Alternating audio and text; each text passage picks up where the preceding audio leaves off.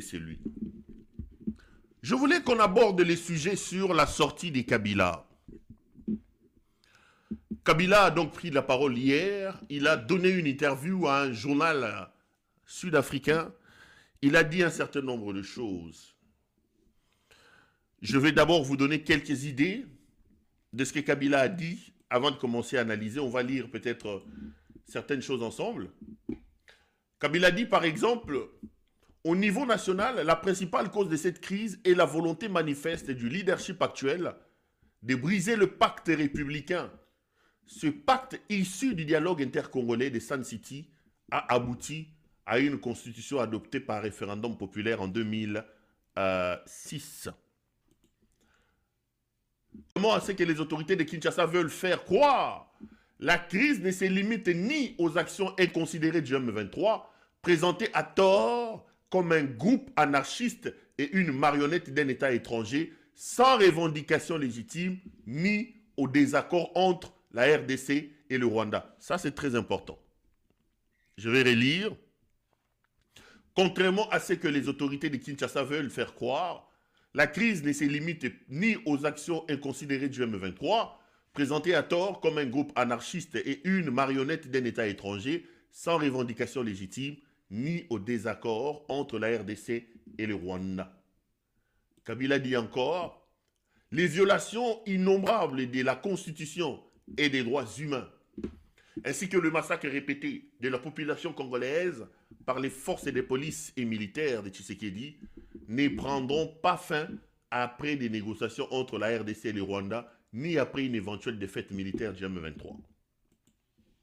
Il dit encore ici, quelque part, les élections truquées de décembre 2023 ont violé le cadre juridique et les normes internationales pertinentes, amplifiant ainsi l'illégitimité du dirigeant, réduisant artificiellement le poids de l'opposition politique et faisant du chef de l'État le maître absolu du pays.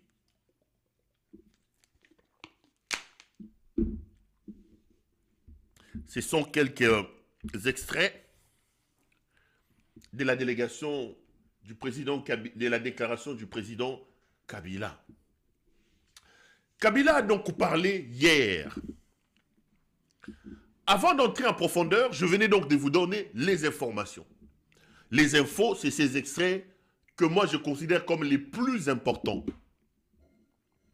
Mais commençons d'abord par le contexte.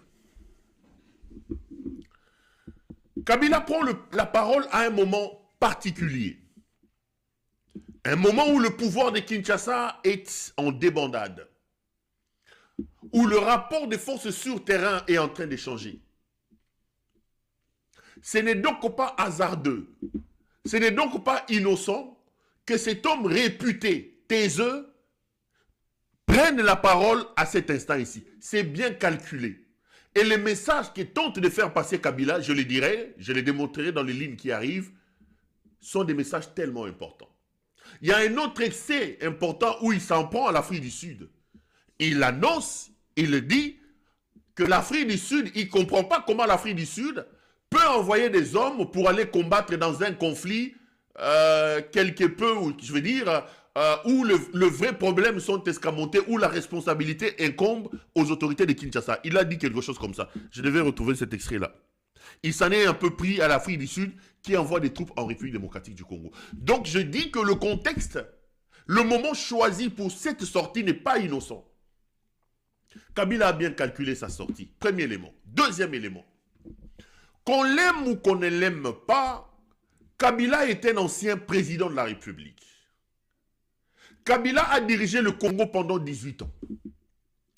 Et Kabila a fait face à plusieurs guerres. La lecture de Kabila de la situation en République démocratique du Congo va avoir un écho très retentissant à cause du profil de l'homme qui parle. Un Kabila qui parle de la situation du Congo. Un Kabila qui parle de l'Est de la République démocratique du Congo pour les pays étrangers, pour les organisations, pour les structures régionales, sous-régionales, internationales. La prise de parole et la lecture de Kabila de la situation en République démocratique du Congo est pris très au sérieux. C'est comme ça que vous voyez que j'ai dit, Kabila vient pratiquement d'assommer Félix Tshisekedi. Parce que ce qu'il dit, je vous annonce qu'il y a une grande considération dans les chancelleries. Ce qu'il dit est pris au sérieux au niveau des gouvernements étrangers et au niveau des structures internationales. Parce que Kabila, c'est un ancien président du pays. Kabila a dirigé ce pays-là 18 ans. Kabila a fait face à plusieurs guerres. Sa parole vaut de l'or. Quand il prend la parole et qu'il vous fait une analyse de la situation du pays, c'est une analyse qui est prise très au sérieux. Donc, les informations, je vous parle de la forme et du contexte de ce que Kabila dit. J'évoque deux éléments. Le premier, c'est le moment où il prend la parole. Je pense que ce n'est pas hasardeux. Il a choisi au moment où le gouvernement de Kinshasa est en position de faiblesse et qu'il y a un rapport de force sur le terrain qui change, avec la prise de Goma, de Bukavu et d'autres choses. Deuxième chose, c'est le poids de la déclaration de Kabila. Le poids de la tribune de Kabila. Kabila, ce n'est pas n'importe qui, c'est un ancien président de la République. Ça peut jouer très facilement au niveau de la perception que le monde a sur la situation dans l'Est de la République démocratique du Congo. Maintenant, j'en viens aux faits. J'ai vu, c'est pas une interview, c'était pas une interview, c'était une tribune. C'est pas une interview, c'est une tribune. Ben, j'ai dit interview, non, c'est pas une interview, c'était une tribune. C'est pas, il a fait une tribune à ce journal-là. Voilà, c'était une tribune. Maintenant, j'en viens un peu aux faits. Et je vais donner mon point de vue juste après avoir vous expliqué un peu de comment moi je perçois les fonds de cette affaire. Moi, je m'attends à ce que Kabila soit attaqué. Je m'attends à ce que Kabila soit insulté. Je m'attends à ce que la Talibanie lâche les chevaux.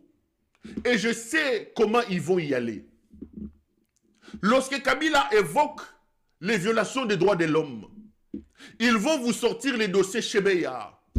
Ils diront que Kabila n'a pas de leçons à donner. Il a tué Chebeya, il a tué Rossi Mukrendi.